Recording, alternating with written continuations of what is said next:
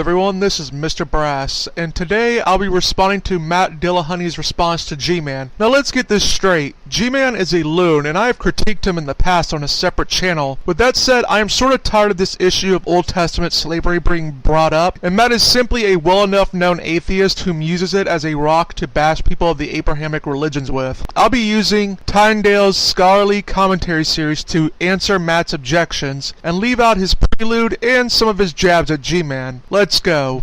Exodus 21 begins to describe the law with regard to Hebrew servants, or actually male Hebrew servants, because women are a completely separate category in the Bible, especially women slaves, but we'll get to that in a little bit. I'm picking up a sort of they distinguished between the sexes, therefore sexism from Matt. Now, I'll for the sake of charity assume that isn't what Matt means, but for anyone who does hold to that, it's a non sequitur, as distinctions between sexes can be for many reasons, with sexism not being a single reason. First of all, it's not true. It is not true that the Bible only advocates for indentured servitude. It does advocate for both indentured servitude and slavery. And the second reason that it's bad is because indentured servitude is probably also immoral. It's not like there's a good system in place to protect these people who are in debt slavery. It's a very problematic system. It is prone to exploitation, and the rules that are in place in the Bible, even if indentured servitude wasn't already a problem, don't make any sense. Now, he is yet to give his argument to the first, but in regards to the second, when was it claimed to be the perfect system? It was what Yahweh deemed was right for his people at the time in order to get his word across. The law, according to Christians, was made to one day be fulfilled, and even Jews will grant people fail Yahweh and his wishes, so the fact it isn't perfect isn't a surprise. You want a plot of land? 6 years. Want a cow? Is that 6 years? What if I want 2 cows? Is that 6 years? Is it 12 years? Is it 6 years? I don't understand. There's one thing. If you go and sell yourself into servitude, you serve for 6 years. Shouldn't it matter what you're trying to get out of it? None of this makes any sense. That's because ancient Near East law codes were didactic. They educated rulers and judges, but were idealistic and not meant to be taken in a penal notion like how you're applying it. Exodus 21, verses 20 and 21. This is from the New King James. Anyone who beats their male or female slave with a rod must be punished if the slave dies as a direct result. But they are not to be punished if the slave recovers after a day or two, since the slave is their property.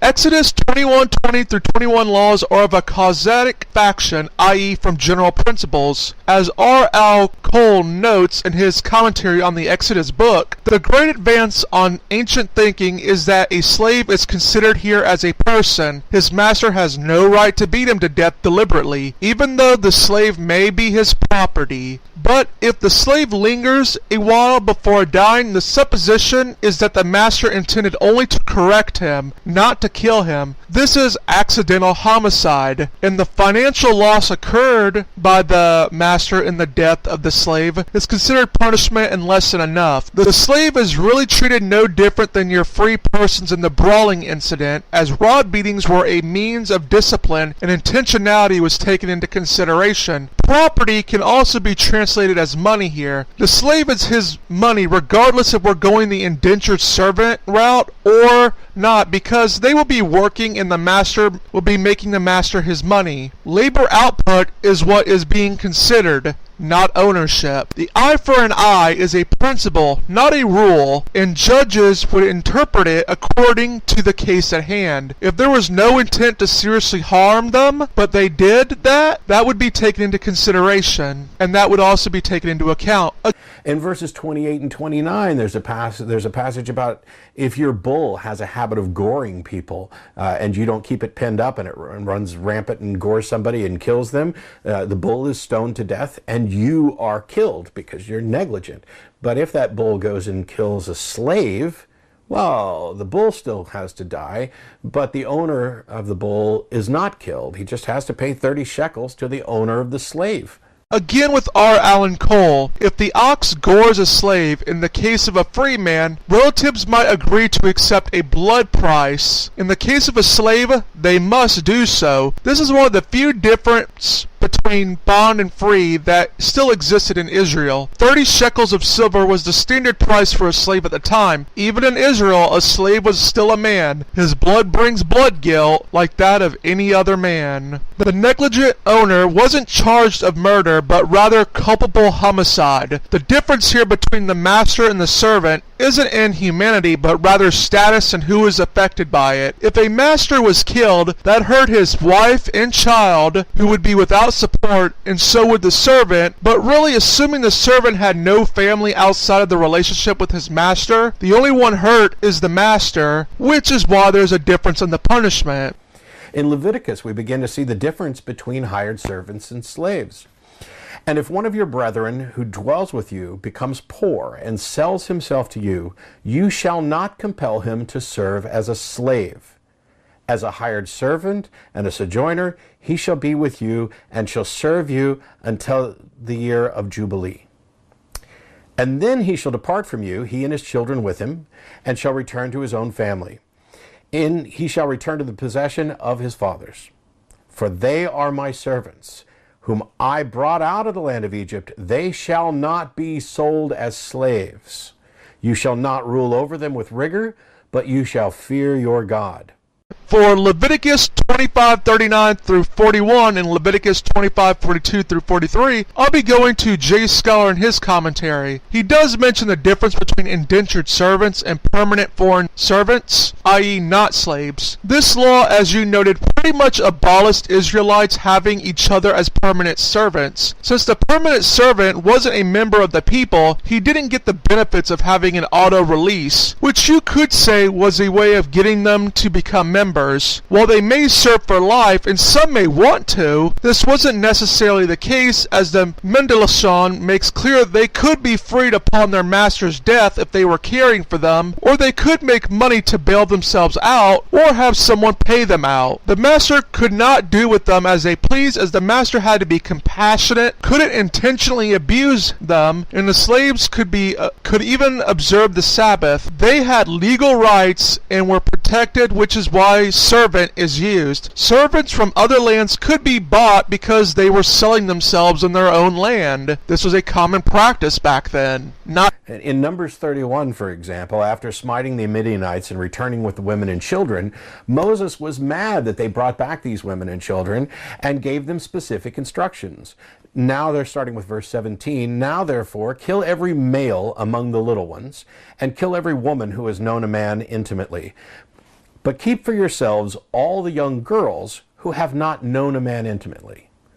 Well, how do you go about finding out whether a young girl has known a man intimately? I mean, that seems kind of intrusive and gross, but hey, after all, they're slaves. It doesn't matter if we violate them.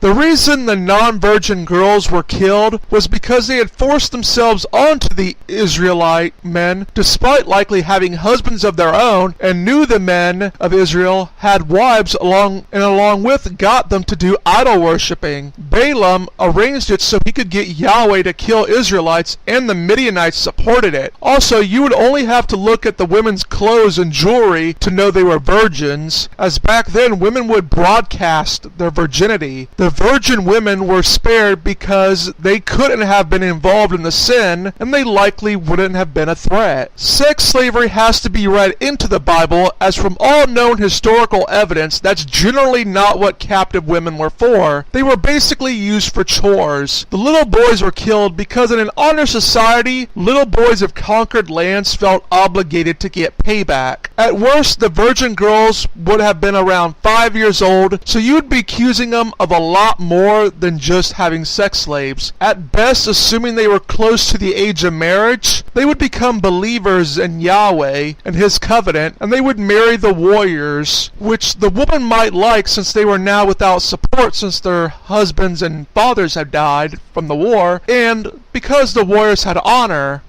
But in Exodus 21:7, we get a clearer picture of what female slaves were for. And if a man sells his daughter to be a female slave, she shall not go out as the male slaves do.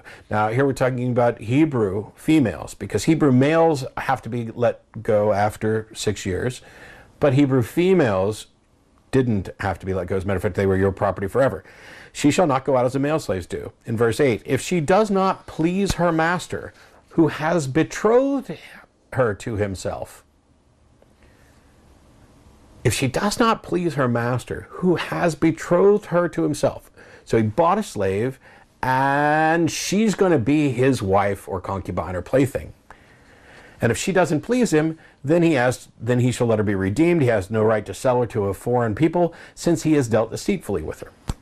Figures a guy with sex on the brain has this idea. Pleasing doesn't necessitate sex, but could be that she has shown herself to not be able to work well enough, or might just not be seen as wife material anymore. Since he promised her to either himself or his son, and he isn't planning on honoring his promise, he has wronged her and is thus required to let her go. We're talking about a book that has a law requiring a rape victim to marry her rapist and never divorce him. Deuteronomy 22, verse 28. If a man finds a young woman who's a virgin who is not betrothed, and he seizes her and lies with her, and they are found out, then the man who lay with her shall have to give the young woman's father 50 shekels of silver, and she shall be his wife because he has humbled her, and he shall not be permitted to divorce her all his days. As Edward Wood notes in his commentary, this law reflects that found at Exodus 22:16 through 17, but here the situation involves the complementary case of the seduction of an unbetheled virgin. Therefore, there is no question of capital offense because no marriage or betrothal has apparently been compromised. So no rape, but rather just seduction. If you buy a Hebrew servant, he shall serve 6 years, and in the 7th he shall go out free and pay nothing. If he comes in by himself, he shall go out by himself. If he comes in married, then his wife shall go out with him. If his master has given him a wife, and she has borne him sons or daughters, the wife and her children shall be her master's, and he shall go out by himself. Now, the Bible's pretty clear, as we pointed out, that Hebrew servants are different from slaves, the way they're treated and the fact that they have to be let go after 6 years. But this only applies to the males. And if you bought a male with his wife, you have to let them both go. But if you buy yourself a Hebrew servant and you give him a wife and she bears him children, when his 6 years are up, you get to keep the wife and children, but the Hebrew servant can go out. Well, who wants to do that? I mean, if I've come to love someone and we've had a family together, how likely am I to be to leave them? And the Bible continues from there. But if the servant plainly says, I love my master, my wife, and my children, I will not go out free, which is something that a lot of people would just go say, you know, I don't want to leave my family behind, I'm willing to stay. Then his master shall bring him to the judges. He shall also bring him to the door or to the doorpost, and his master shall pierce his ear with an awl, and he shall serve him forever. Now, when the Bible's entirely about making sure that Hebrew slaves are not treated the same as other slaves, that they don't become your property forever, that you have to let them go after 6 years. And we can talk about Jubilee and the 50-year thing some other time and how that's probably a contradiction to this idea of forever and permanent, etc. But when the Bible makes that point over and over again, and then it says, hey, if you buy a male Hebrew servant, give him a wife, and he decides he doesn't want to leave, all of a sudden he's your property forever, that's a loophole. What Matt seems to not know is that in ancient times, getting married to someone you love was considered a luxury, and this was the case till really, I believe, the Industrial Revolution. This is actually a progressive provision because in many cultures, you wouldn't be allowed to stay with your wife and child even if you loved them. Before the Industrial Revolution, marriages served more like business deals where ideally both families benefited and love had to be developed later. A servant whom was just given a work wife would likely not feel any special commitment to her, and likely the woman wouldn't feel any to him either. The servants here both likely didn't have families outside of their arrangements, so the master functioned as a family for the woman and child, so things had to be negotiated through the master. R.L. and Cole points out this is a possible relic of a Neolithic matriarchal society where a relationship to a mother was considered more valuable than to the father. A pierced ear in of itself wouldn't be considered slavery necessarily, but rather spiritual obedience, and overall this provision ensured the woman and her child would have support from someone. God taking human form and coming down and sacrificing himself to serve as a loophole for rules that he's responsible for. That's a loophole too. This shows how Matt is just about recycling atheist memes. Matt misunderstands the Trinity, which is understandable in of itself since no one understands it, but still it should be said Matt conflates the Father and the Son. The Father sent the Son and the Son accomplished the Father's will and died for sinners. Father didn't die, but rather the Son laid his life down for the sin. Matt, I believe, thinks that Yahweh was just sitting in heaven coming up with rules, but under the Christian mythos, the law is an extension of his internal holy nature. Yahweh revealed, according to the Christians, an objective reality. And yet that's exactly what he's doing. The Bible's position on usury isn't that it's a sin. Exodus 22 verse 25 says, "If you lend money to any of my people who are poor among you, you shall not be like a moneylender to him. You shall not charge him interest." But if that's not clear enough, we can go beyond Exodus into Deuteronomy chapter 23, beginning at verse 19. "You shall not charge interest to your brother, interest on money or food or anything that is lent out at interest. To a foreigner you may charge interest, but to your brother you shall not charge interest." Usury wasn't a sin. You just couldn't charge other Jews interest. You could charge foreigners interest all day long. If you can't read a single verse correctly, I'm not sure that it's likely that you're going to read the entire chapter correctly. As R. Alan Cole points out, this tells how all interest on money lent to a poor man is condemned, and Deuteronomy extends this to Israelites. This prohibition was so the poor would borrow in his need. It's because this demonstrates that the mental gymnastics that people go through to make excuses for their religious beliefs aren't just bad, they're sad, and they're dangerous. Somehow, religions manage to get people to sacrifice their humanity, their dignity, their self-respect and self-worth on that religion's altar, making them slaves to an ideology.